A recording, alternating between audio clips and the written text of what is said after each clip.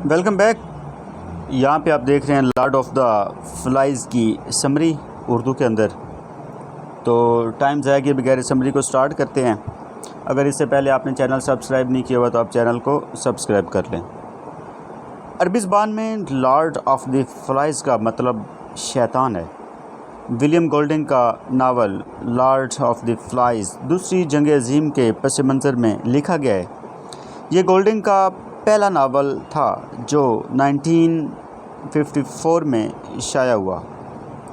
یہ لڑکوں کے ایک گروپ کی کہانی ہے جن کی عمریں 6 سال سے 12 سال کے درمیان ہیں۔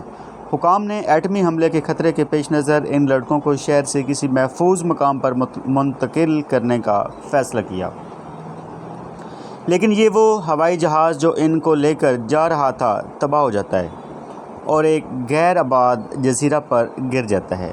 جہاز کا تمام عملہ مر جاتا ہے، لیکن لڑکے ایک حفاظتی ٹیوب میں ہونے کی بنا پر بچ جاتے ہیں۔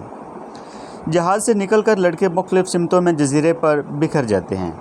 ناول کے آغاز میں جن 2 کرداروں سے ہماری ملاقات ہوتی ہے وہ راف اور پگی ہیں۔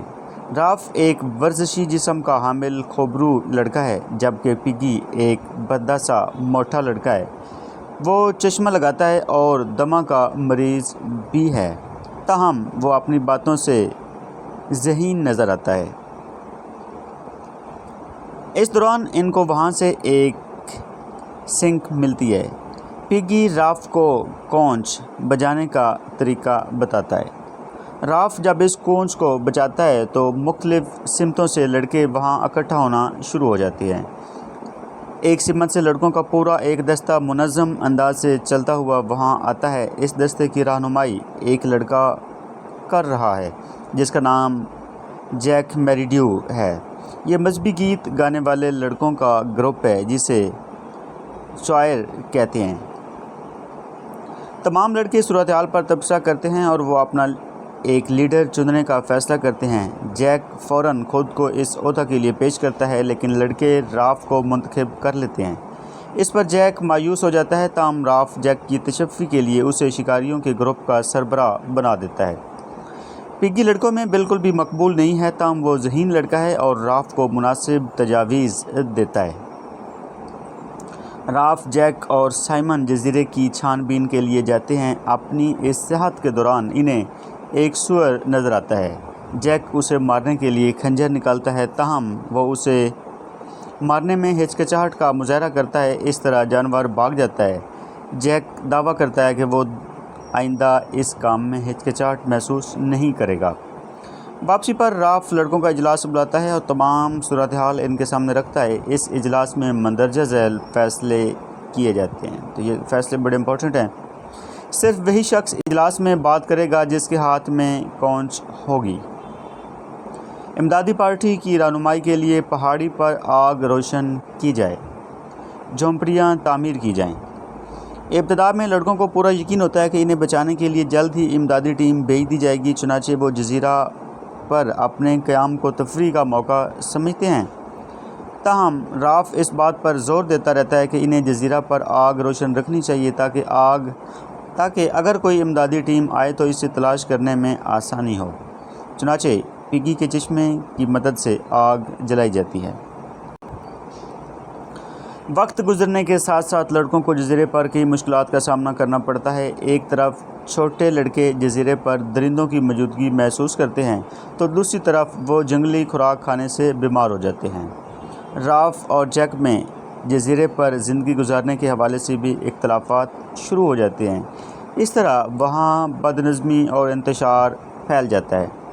جیک اور اس کے گروپ کے لڑکے شکار میں زیادہ دلچسپی لیتے ہیں اور اس طرح آگ روشن رکھنے کا انتظام نہیں کرتے۔ نتیجتاً ایک دن جب وہاں سے ایک بحری جہاز گزرتا ہے تو وہ لڑکوں کی موجودگی کا نوٹس نہیں لیتا، کیونکہ آگ بجھ چکی ہوتی ہے، اس لیے اسے کوئی سگنل نہیں ملتا۔ اس پر راف اور جیک میں جھڑپ ہو جاتی ہے۔ راف جیک کو اس غیر ذمہ دارانہ رویے پر ڈانٹتا ہے، تاہم جیک پر اس کا کوئی اثر نہیں ہوتا، بلکہ وہ اسے راف کی نااہلی اور قائدانہ صلاحیتوں کی کمی گردانتا ہے۔ چونکہ یہ جنگ کا دور ہے، اس لیے ایک دن ایک جنگی جہاز وہاں تباہ ہو کر گرتا ہے۔ اور اس کا پائلٹ پیراشوٹ نہ کھلنے کی وجہ سے گر کر مر جاتا ہے۔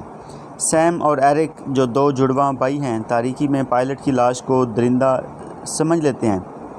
راف، جیک اور راجر تحقیق کے لیے جاتے ہیں اور لاش دیکھ کر بھاگ اٹھتے ہیں۔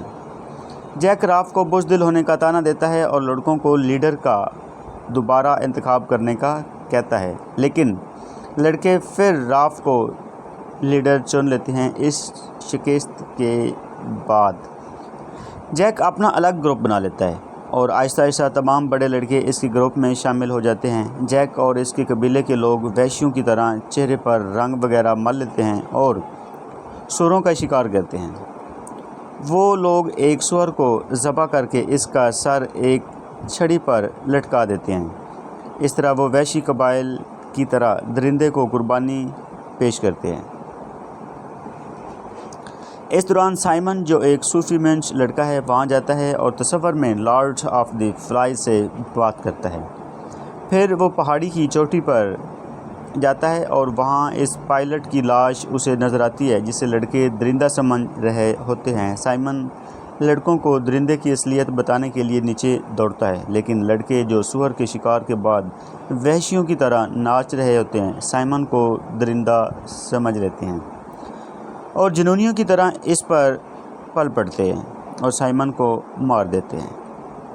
آہستہ آہستہ راف کے ساتھ اس کا ساتھ چھوڑنے لگتے ہیں اور جیک کے غیر مہذب قبیلے کا حصہ بننے لگتے ہیں۔ وہ آگ جلانے کے لیے پگی کا چشمہ چرا لیتے ہیں۔ جب پگی اپنا چشمہ واپس مانگنے جاتا ہے تو راجر اس پر چٹان کا ایک بڑا سا پتھر لڑکا کر اسے مار دیتا ہے، جبکہ سیم اور ایرک کو وہ زبردستی اپنے قبیلے کا رکن بنا لیتے ہیں۔ وہ راف کو بھی قتل کرنے کی کوشش کرتے ہیں لیکن راف بھاگ نکلتا ہے۔ اگلے دن وہ راف کا شکار شروع کر دیتے ہیں اور اسے پکڑنے کے لیے جنگل کو آگ لگا دیتے ہیں۔ آگ دیکھ کر ایک بحری جہاز جو وہاں سے گزر رہا تھا اس طرف آ جاتا ہے۔ جہاز کا ایک افسر ساحل پر آتا ہے اور یوں راف بچ جاتا ہے۔ اس طرح وہ آگ جسے جلائے رکھنے پر راف بہت زور دیتا تھا اس کو بچانے کا ذریعہ بن جاتی ہے، لیکن اس دفعہ وہ اس کی حفاظت کے لیے نہیں بلکہ اس کو قتل کرنے کے لیے جلائی گئی تھی۔ راف نیول افیسر کو دیکھ کر چلا چلا کر رونے لگتا ہے۔ دراصل وہ معصومیت کے خاتمے، انسان کے قلب کی تاریکی اور اپنے دوست پگی کی موت کا ماتم کرتا ہے۔ اس طرح گولڈنگ یہ کہنا چاہتا ہے کہ انسان بنیادی طور پر خود غرض اور لالچی ہے۔ وہ اپنی خواہشات کی تکمیل کے لیے اپنے بھائی بندوں کا گلا کاٹتا ہے۔ اس نے تہذیب کا جو لبادہ اوڑھ رکھا ہے وہ سب ڈکوسلا ہے۔ دراصل وہ اندر سے درندہ ہے اور ارتقائی منازل طے کرنے کے باوجود اس کی اس درندگی میں کوئی کمی نہیں بلکہ اضافہ ہوا ہے۔ تو یہ تو تھا ہمارا آج کا novel lord of the flies, جو کہ آپ نے دیکھ لی۔ یہ اس کی شارٹ سی سمری تھی۔ امید ہے آپ کو سمری سمجھ میں آ گئی ہوگی۔